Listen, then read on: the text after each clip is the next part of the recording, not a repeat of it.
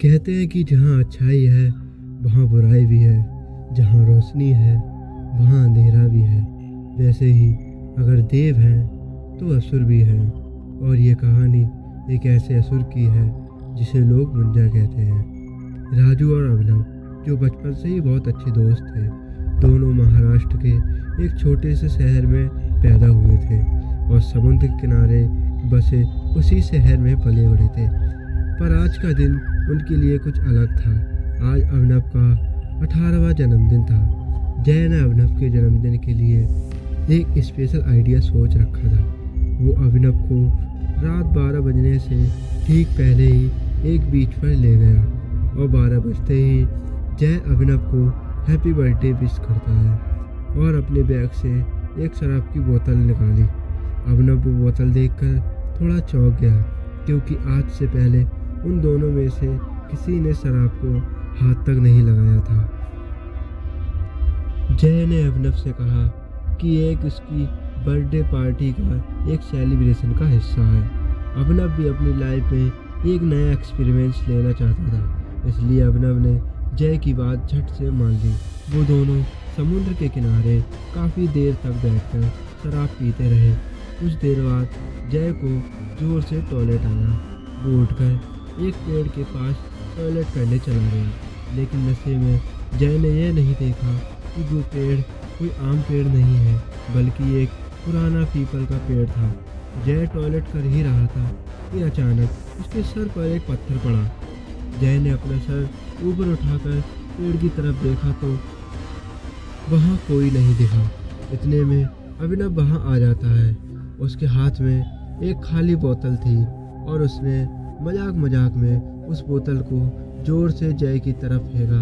वो बोतल सीधी उस पेड़ पर जाने लगी और उसके टुकड़े टुकड़े हो गए और उस बोतल के पेड़ पर लगते ही एक अजीब आवाज़ आई। ऐसी आवाज़ जैसे कोई जानवर गुस्से से घुर्रा रहा हो। 1 मिनट के लिए अभिनव और जय दोनों शांत हो गए, लेकिन कुछ देर बाद वो आवाज़ आना बंद हो गई। तभी अचानक से जय ने नीचे पड़े एक कांच के टुकड़े को उठाकर उस पेड़ पर अपना और अभिनव का अपने नाम का पहला अक्षर लिख दिया।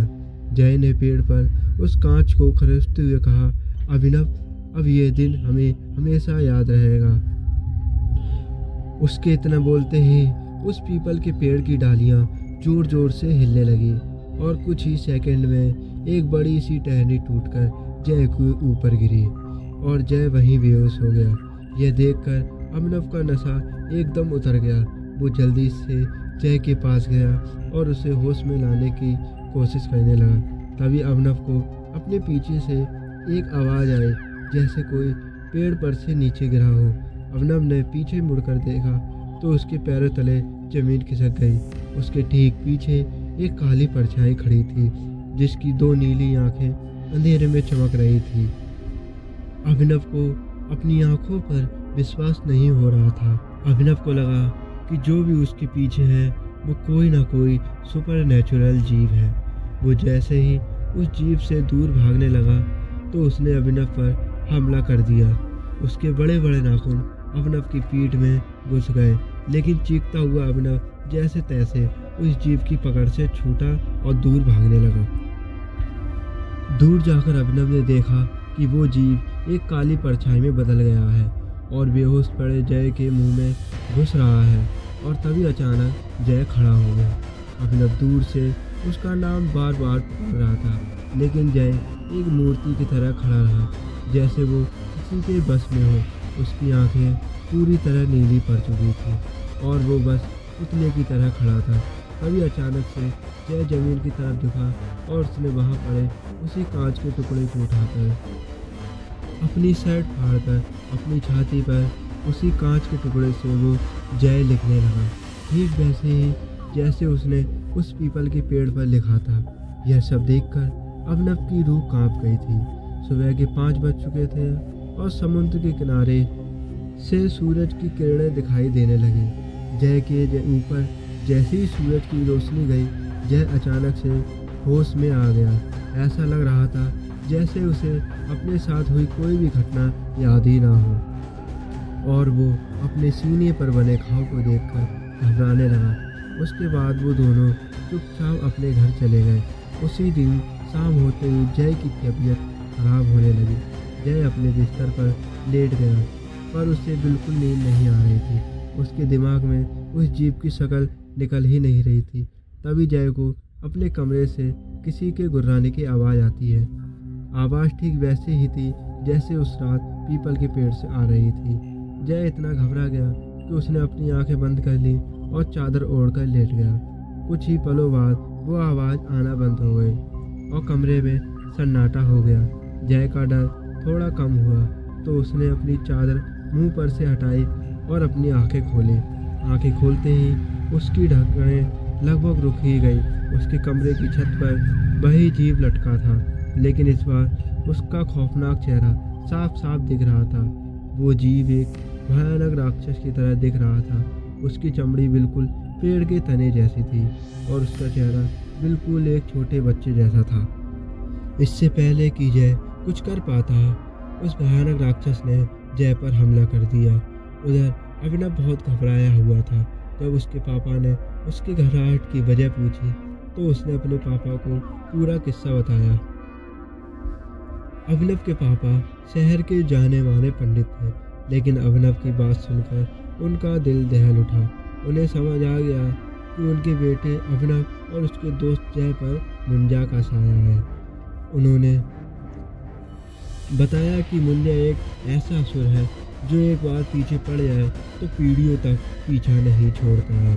मुंजा एक गुस्से से भरे बच्चे की तरह होते हैं और पीपल के पेड़ पर रहता है, और अगर कोई उस पीपल के पेड़ से छेड़छानी करे तो वो उस इंसान के पीछे पड़ जाता है। उन्होंने उसी वक्त अभिनव और जय को लेकर उस पेड़ के पास जाने का फैसला किया। रात को अभिनव और उसके पापा जय के घर पहुंचे और वहां उन्होंने देखा। उन्हें विश्वास ही नहीं हुआ। जय अपने बिस्तर पर ही उसकी वहां मौत हो चुकी थी। उन्होंने उसी वक्त अभिनव और जय को लेकर उस पेड़ के पास जाने का फैसला किया। रात को अभिनव और उसके पापा जय के घर पहुंचे और वहां उन्होंने देखा। उन्हें विश्वास ही नहीं हुआ। जय की अपने बिस्तर पर ही मौत हो चुकी थी। उसका चेहरा ऐसा हो गया था मानो उसने अपनी मौत को बहुत करीब से देखा हो। अभिनव के पिता यह देखकर चिंता में आ गए। वो अभिनव को लेकर फौरन उस पीपल के पेड़ के पास पहुंचे और अभिनव के पिता ने उसी समय उस पेड़ के नीचे एक पूजा करके उस मुंजा से माफ़ी मांगने लगे। वो कई घंटों तक पूजा करते रहे, उस मुंजा से माफ़ी मांगते रहे। जैसे ही सूर्य उदय हुआ वो दोनों अपने घर वापस आ गए। उस दिन के बाद से अभिनव को कभी मुंजा का साया देखने को नहीं मिला, लेकिन अभिनव ने अपने सबसे करीबी दोस्त को खो दिया था। आज भी अभिनव शराब को हाथ तक नहीं लगाता है और रात के समय पीपल के पेड़ के पास कभी नहीं गुजरता है। तो ये थी मुंजा की स्टोरी। आप हमें कमेंट में बताओ कि अगली स्टोरी मैं किस पर लेके आऊँ।